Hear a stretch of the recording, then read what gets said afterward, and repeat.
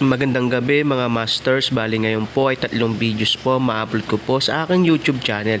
Tama nga mga masters, 3 videos nga po ma-upload ko po. Yon, what's up mga masters? Nandito na naman tayo sa panibagong araw, panibagong kabanata na naman ang pagsasama-samahan natin ngayon guys.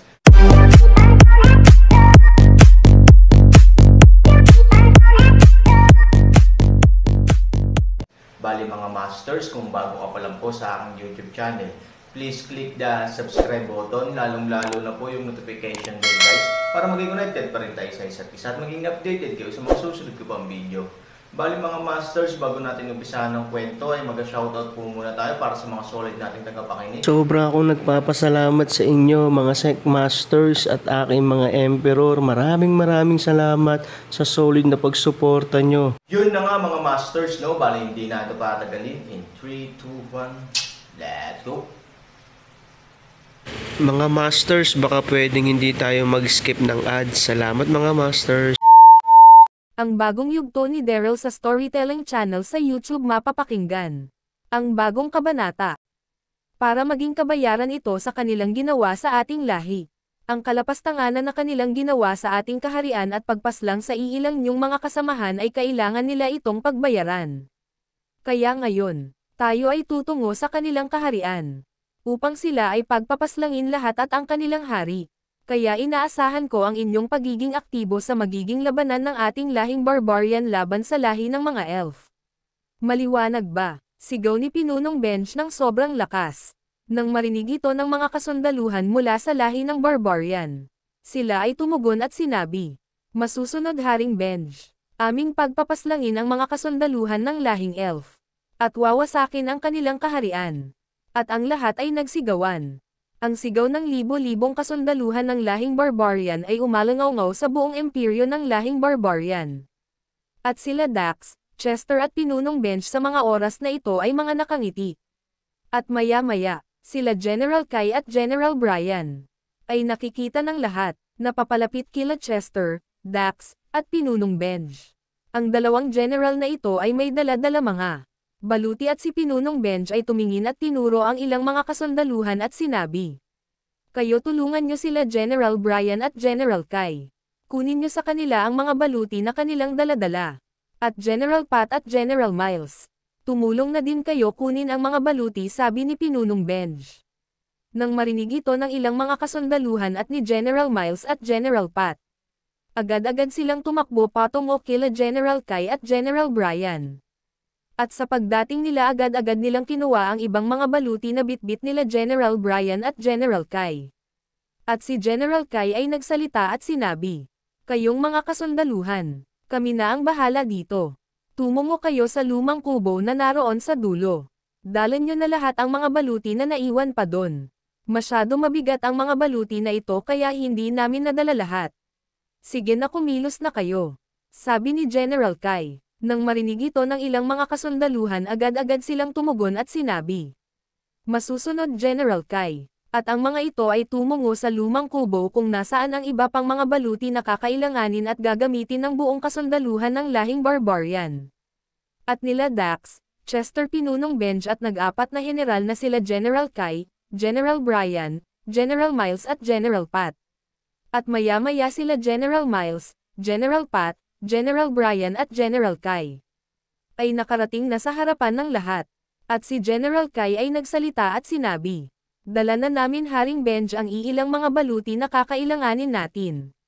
Lalo na nila Sect Master Dax at Sect Master Chester. Upang hindi matukoy ng ating mga kaaway mula sa lahi ng mga elf ang kanilang tunay na katayuan at pagkakilanlan. Ang ibang mga baluti ay pinakuha ko na Haring Benj sa ating mga kasundaluhan." Nang marinig ito nila Dax, Chester, at Pinunong Benj, si Pinunong Benj ay nagsalita at sinabi, "Kung ganon, Brother Dax, Brother Chester, nandito na ang mga gagamitin natin mga baluti. Maaari nyo nang suotin ang sa inyo," sabi ni Pinunong Benj. At sila General Kai at General Brian ay dahan-dahan inaabot ang mga baluti kila Dax at Chester. Nang mahawakan na nila Dax at Chester ang mga baluti, sila ay ngumiti kila General Kai at General Brian at sinabi, "Salamat sa inyong dalawa, at sa iyo Brother Benj. At si General Pat at General Miles ang mga baluti na kanilang hawak-hawak ay dahan-dahan nilang binaba. At si Pinunong Benj ay nagsalita at sinabi, General Pat at General Miles, maaari nyo nang ipamahagi ang mga baluti na inyong daladala sa ating mga kasundaluhan. Salamat sa inyo, sabi ni Pinunong Benj. Nang marinig ito nila General Pat at General Miles, sila ay tumugon at sinabi, masusunod Haring Benj. At agad-agad nilang dinampot ulit ang mga baluti at mabilis na ibinahagi sa mga kasundaluhan ng lahing Barbarian. At maya-maya, ang ibang mga kasundaluhan ng lahing Barbarian ay bumalik na kung nasaan ang lahat. Dala-dala na nila ang lahat ng mga baluti na mayroon ang lahi ng Barbarian. At si Pinunong Benj ay nagsalita at sinabi, sige na ipamigay nyo na ang mga baluti na iyan sa inyong mga kasamahan. Para tayo ay makaalis na sa ating imperyo at tumungo sa kaharian ng lahi ng mga elf. Sabi ni Pinunong Benj. At nang marinig ito ng ilang mga kasundaluhan, agad-agad nilang binahagi ang mga baluti na kanilang daladala. At maya-maya, sila Dax at Chester ay tuluyan na nilang nasuot ang kanilang mga baluti.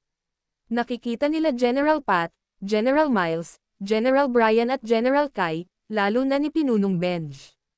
Ang tikas nila Dax at Chester tignan ngayon. At si Pinunong Benj ay nagsalita at sinabi, bagay na bagay sa inyo ang mga baluti na iyan Brother Dax at Brother Chester. Kung titignan nyo ang inyong sarili sa malaking salamin, labis nyo din magugustuhan ang inyong figure ngayon.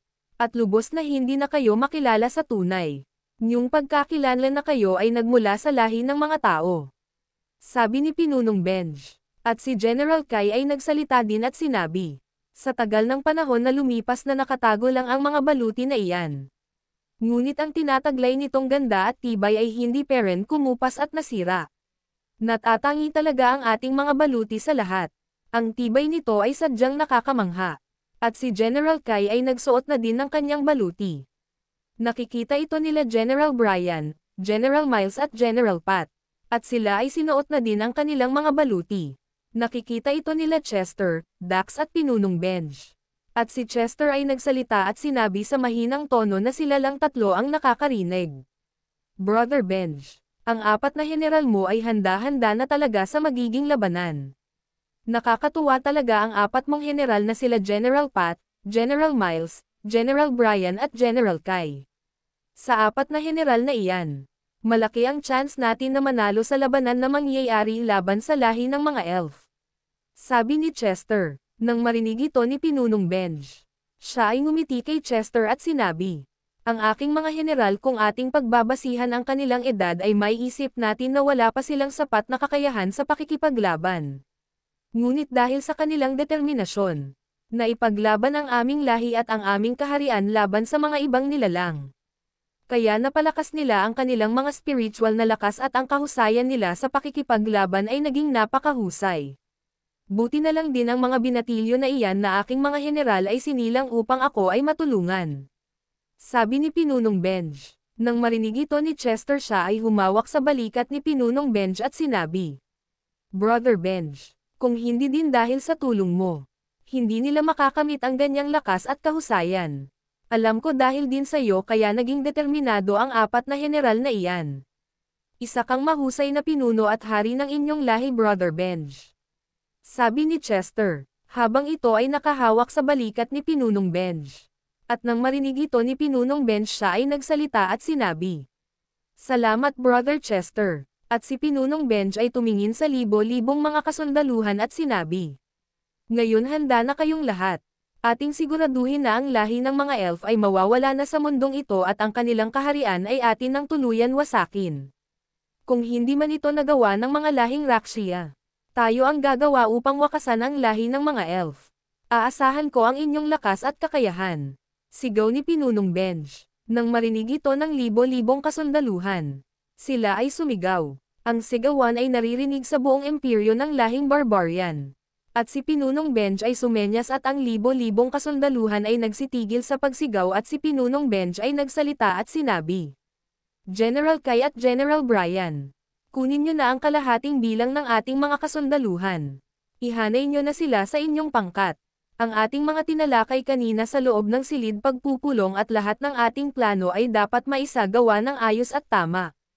at General Pat at General Miles. Ang kalahating bilang ng mga kasundaluhan ay ating kasakasama sa harapan ng kaharian ng mga elf. Nauunawaan nyo ba at natatandaan ang ating mga natalakay kanina? Sabi ni Pinunong Benj. Nang marinig ito ng apat na general na sila General Pat, General Miles, General Brian at General Kai. Sila ay tumugon at sinabi, "Oo, Haring Benj." At si General Kai ay tumingin sa mga kasundaluhan ng lahing barbarian. At ito ay nagsalita at sinabi, "Kailangan ko ang kalahating bilang ng ating mga kasundaluhan." Yun na nga mga masters, no? Bali panibagong kabanata na naman yung natapos natin ngayong gabi. Muli, maraming salamat po talaga sa walang sawang suporta po sa aking YouTube channel na talagang inaabangan nyo po ang bawat upload ko po. Bali mga masters, magkita-kita ulit po tayo bukas ng gabi at ngayon po ay magpapaalam po muna tayo.